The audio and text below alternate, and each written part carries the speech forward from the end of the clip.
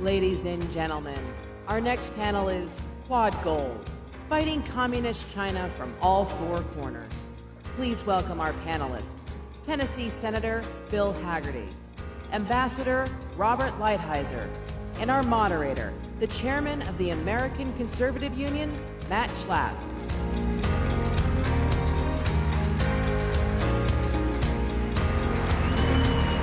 Look at that. That was like a dance routine. I think every one of us did it exactly the wrong way, including me. So anyway, thank you all for being here. Let's take seats. Thank you all. You having a fun morning so far?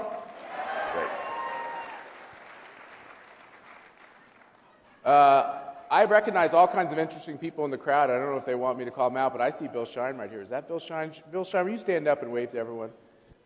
Okay, good. We got other folks here. I can't believe how great it feels to just be open for business. What do you think? Oh, yeah.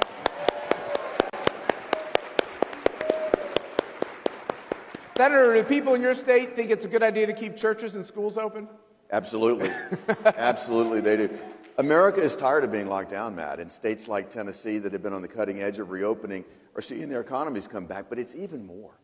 We need our kids back in school. We need to have our nation open again. It has a psychological impact that runs so deep. And I applaud states like Tennessee, like Florida, where we are today, that are really making strides to get our economy back open. It's important. It's very important. So let's jump right into our topic. You all know that one of the things we spent a lot of time talking about here at CPAC is the menace of China from an economic perspective and from a national security perspective. We have this concept called the Quad, which some of you, like me, might not be that familiar with. Give us kind of a one-minute overview of how we handle a very tough neighborhood, knowing that you just returned, before you ran from the Senate, from being Donald Trump's ambassador, the country's ambassador to Japan. You know that neighborhood well. Give us the one-minute overview of what that is. Before I do, Matt, I just want to take a moment to compliment you and CPAC for your leadership and your vision, because you've taken CPAC to that region. You're taking conservative leadership to that region, and there is a real need, a real desire. Your colleagues from Japan are here today. CPAC Japan is going to be a great success. You've taken it to Australia, another part of the Quad. India is an opportunity. If we bring our message of conservative freedom, the same ideas that have made America great, to that area, we're going to see more conservatism, more strength. They realize what a threat China is. China stands for something authoritarian, something that's so counter to our view of freedom. They realize it and appreciate it more than anybody, and we need to work as closely as we possibly can with our allies in that region. That is, again, Japan, America, Australia, and India, to push back on China from all corners. China is a hegemon. They're attacking us militarily. They're attacking us diplomatically, and of course, they're attacking us diplomatically, and we have the best trade negotiator in the world right here with us today, who did so much with China, with Japan, with Australia, Bob Lighthizer. So we have some significant challenges today, and I couldn't be more honored to be here to talk with you, Matt, and with Ambassador Lighthizer about what we're facing there. So this whole idea of uniting these countries with American foreign policy and economic policy at times, India, Japan, these other countries in the region, it's kind of a break from this idea that we always turn to Europe, right, Ambassador? It's like, oh, we got to always be where France is. It's kind of a different way of thinking. Give us the input of your thinking about changing our entire focus to not just China, but so much of it was reorienting our thinking towards China from an economic and trade perspective. So thank you. First of all, it's a pleasure to be here, and I want to also congratulate you. I've been a CPAC fan forever, and the work you do for everything we believe is important. Really significant. So I want to give you, it's like a life work, I know, and you and Mercy get all the credit in the world for it. And let me take a step back and say one of the great successes of the Trump administration, and one of the reasons that President Trump ran for president, was trade, right? He thought we had a bad trade policy. We were being taken advantage of by the Japanese for years and years and years, and then over the last decades by the Chinese. And what he did, when I sort of synthesized it, is kind of two things. One, he reoriented the purpose of trade policy Instead of being for multinationals and for corporate profits, it became for working people and farmers and ranchers. That's what he did. He fundamentally believes that the notion, it's hard for us even to remember what it was like 4 years ago when people thought about trade. They thought the Chamber of Commerce, they thought multinational corporations, they thought outsourcing was good. They thought getting cheap T-shirts was the objective of our economic policy. President Trump changed all that. Nobody believes that anymore.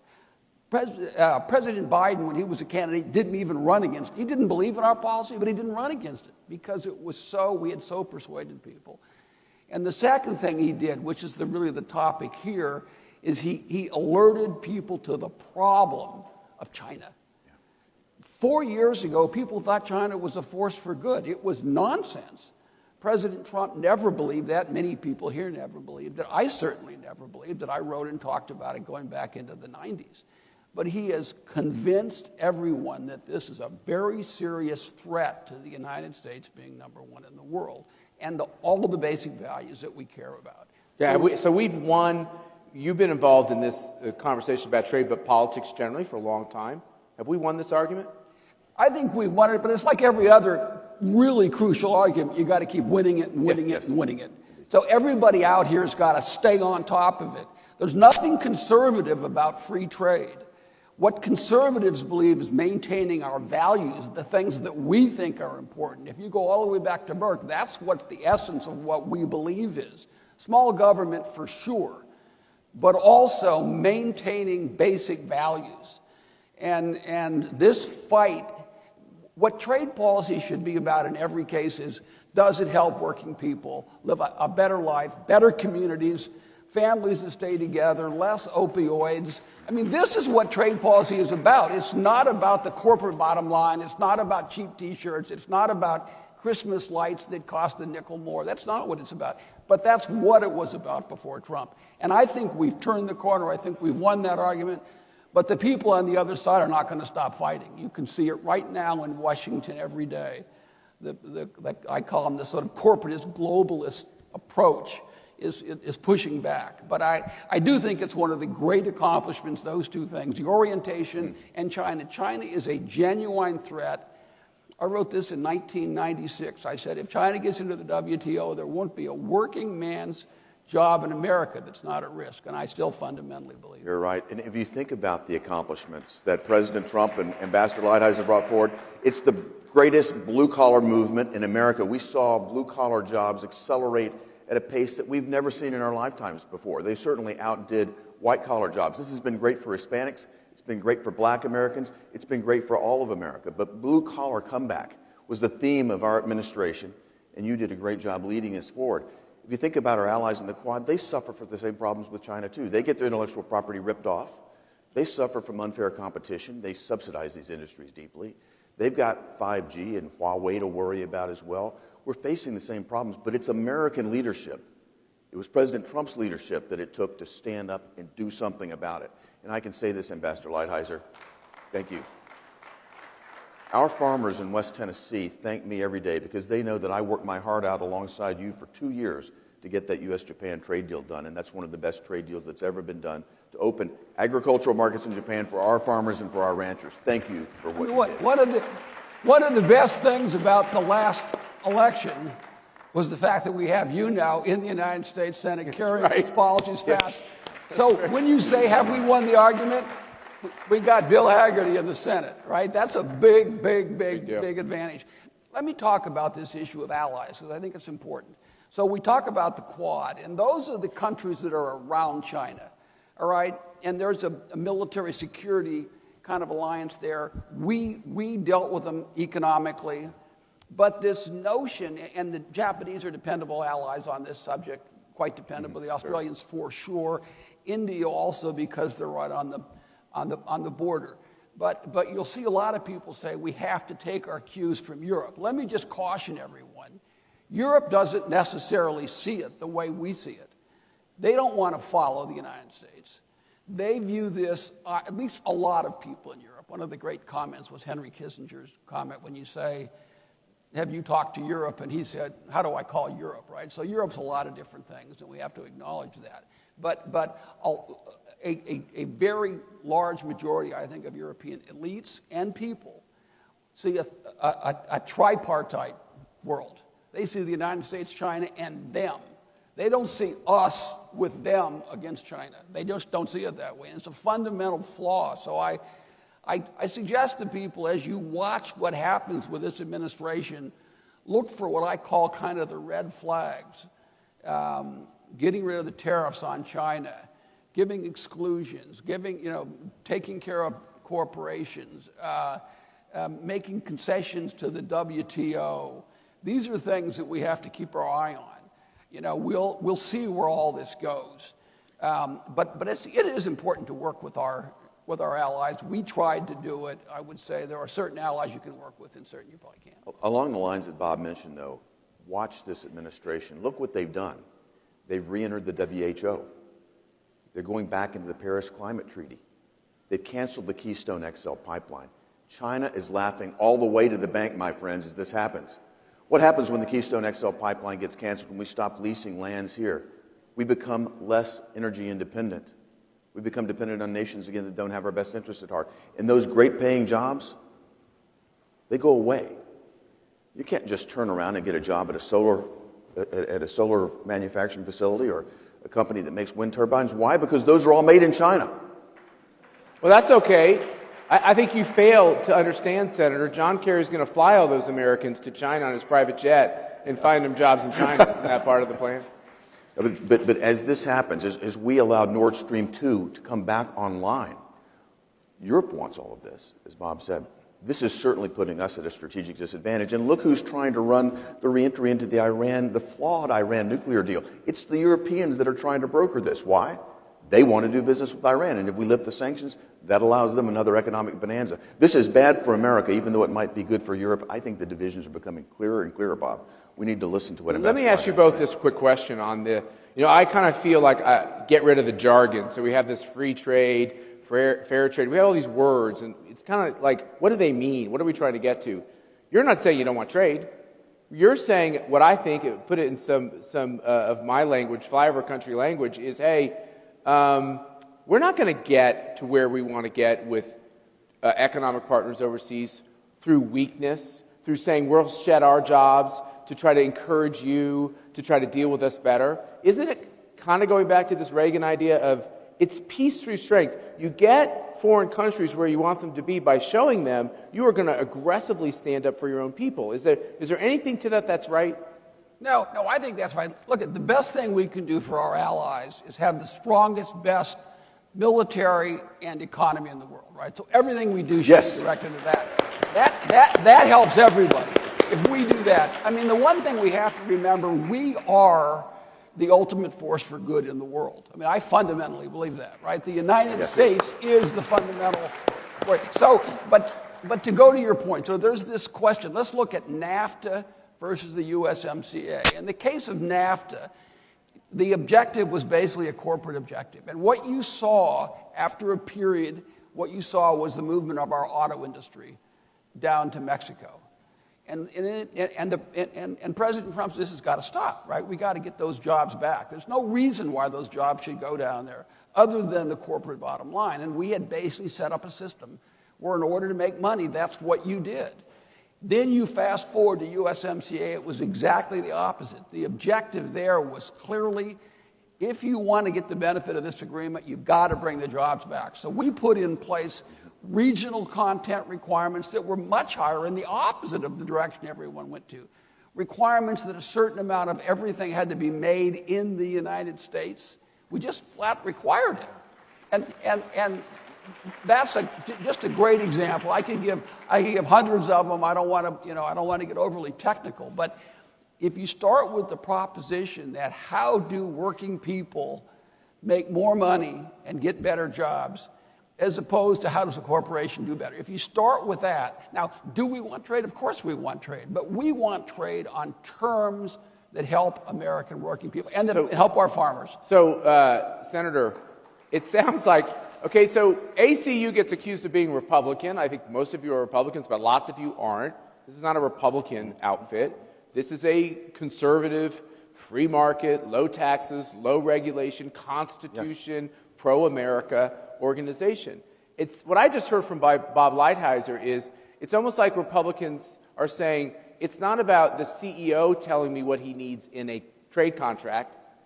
It's about us saying back to that CEO, how does this affect your thousands of workers who are here in America? That's who we are talking about, right? Exactly. That's the blue-collar revolution. That's exactly right. That's the message that President Trump brought forward to America back in 2015 and 2016. That's what resonated. That's what we got behind. And if you think about it, what Bob just said boils down to something very simple. It's a history lesson if you get back to it. Think about it after World War I, World War II. These economies were devastated in Europe and Japan. It made sense to us. It made sense for America to have these advantageous trade deals for them. But we should have time limited those. What they've done is they've taken advantage of us at every turn. And under President Trump's leadership, we went not for free trade, we went for reciprocal trade. He worked his heart out to make certain that we got even trade terms. America can compete any day. American companies can compete. The American worker can compete any day of the week if we have reciprocal trade terms with our partners. That's what Bob Lighthizer and President Trump fought for. That's what they delivered. And that's why our economy took off like no other economy in the world after we came into office in 2017. Let me give sort of three data points on that. First of all, from the election, President Trump's election until February, right before the COVID hit, we had created 500,000 manufacturing jobs, all of which people said were gone forever. That's right. And maybe 6 million jobs overall. We had reduced the trade deficit in 5 of the previous 6 quarters, because it takes a little while. We'd reduced the trade deficit, and we had increased median family income by 6.8%, the highest in American history. Absolutely. Right? So this policy will work, and it will work for working people. I always say that the corporations are going to figure out a way to take care of themselves anyway. We don't have to focus on that. That's what they'll do. And on this history thing, let me just remind people that, because we all talk about Reagan, I was in the Reagan administration, and Ronald Reagan had very much of an America First policy. Now, they would talk about, well, we want free trade, and that's fine. But if you look at what he did, he put limits on imports of steel in the United States, automobiles in the United States, semiconductors in the United States, motorcycles in the United States. So you had, like, some of these pure free trade organizations, I won't mention them, were saying that he was the most protectionist president since Hoover. That's a direct quote, after he got out of office. So this policy is very much the heart of how conservatives have thought. And it's very much a change, as Bill said, from this. It made sense to give away our prosperity to help the rest of the world right after the Second World War. That made sense. It does not make sense in the 80s, 90s, 2010, and now. It just makes no sense at all. We have to be taking care of our own people. And the point you make, exactly. And the point you make about those jobs, that was the whole discourse. These jobs aren't coming back. It was a theme of hopelessness. And back in the 2016 election, I can remember Barack Obama saying, what magic wand does he have to bring these jobs back? They're not going back. Well, I can tell you this, abracadabra, you brought those jobs back to America. Thank you. Wait a minute. Thank you, President Trump. Thank you, Bob Lighthizer. I have read Bob Lighthizer been called so many things. I have never heard him be called a warlock, but if he's a warlock for good, that's awesome, whatever spell that takes. Take us back to the region, okay? We started off talking about these countries that are in a tough neighborhood around China. We've had CPACs at Japan. We've had CPACs at Australia. We're talking about India. What is their response to the Bob Lighthizer, Donald Trump approach to trade? Do they fear it? Did they embrace it? Did they realize it was a whole new reality? Give us a 1 minute on how they... I think that they recognize while it may be tough, they may lose some of the advantageous terms that they had that date back to World War II. They realize that a strong America and a strong alliance with America is going to be absolutely critical to stand up to China. And let me remind you, China is our adversary at every level. They built their military now to a point that I don't think anybody could have imagined 20 years ago. Their military budget has increased 8-fold. You know, we have more military stationed in Japan than any place else in the world. It's because of that tough neighborhood that we're in. We have got to be there standing up to China every day from the military standpoint because they're encroaching the South China Sea, the East China Sea. They're threatening freedom. They're threatening the busiest sea lanes in the world. Australia gets this. Their economic predatory practices are awful. They've used subsidies to cheat against us. You can't go to China and open to access their market the same way they can ours. They've got their people in Confucius Institutes here in America. They're doing everything they can to take our intellectual property, and they have. We've got to stand up to this. And I think that bringing our allies in, like India, like Australia, like Japan, is the best possible way to contain China and push back in a way that they understand. And China only understands strength. And that's why, as Bob Lighthizer just said, we've got to retain our strength as America, both militarily and economically. So Donald Trump, I'm stepping on his applause lines. They're very good. It's great stuff. Seriously, this is a great conversation. Donald Trump has decided to come to CPAC. I don't know if that's popular in this room or not, but